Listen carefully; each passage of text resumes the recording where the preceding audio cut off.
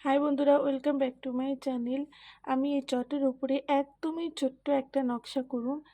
তো আমি গোলাপি রঙের উল নিয়ে নিছি। এই জায়গার থেকে ঘর তুলুন, একটা ঘর করুন।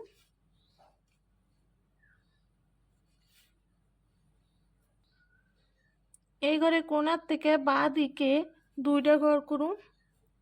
যারা একদমই নতুন আসন সেলাইয়ে তারা কিন্তু এই নকশাটা সেলাই করার পরে একদমই সহজ। এই ঘরে উপর থেকে ঘর তুলুন, বাঁ দিকে তিনটা ঘর করুন।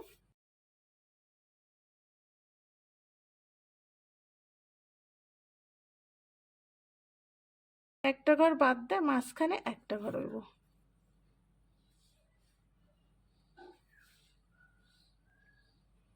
এবার আমি ডান দিকে কোণাতে ঘর করুন,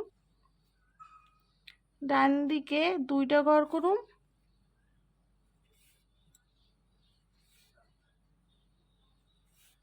উপর থেকে ঘর হইব, ডান দিকে তিনটে ঘর।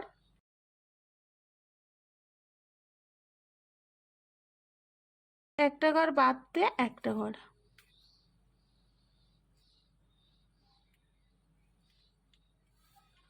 এবার আমি এই ঘরের নিচের ডান দিকে কোণাতে ঘর করুন, ডান দিকে দুইটা ঘর হইব।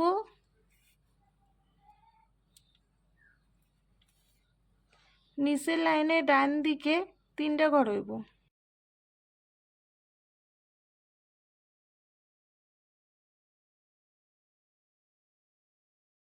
একটা ঘর বাদ দেয়, মাঝখানে একটা ঘর। বাঁদিকে কোণাতে ঘর করুন, বাঁদিকে দুইটা ঘর।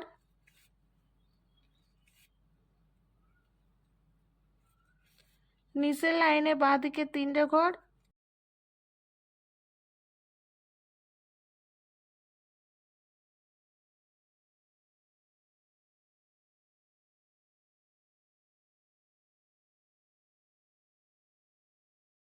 একটা ঘর বাদ দিয়ে মাঝখানে একটা ঘর।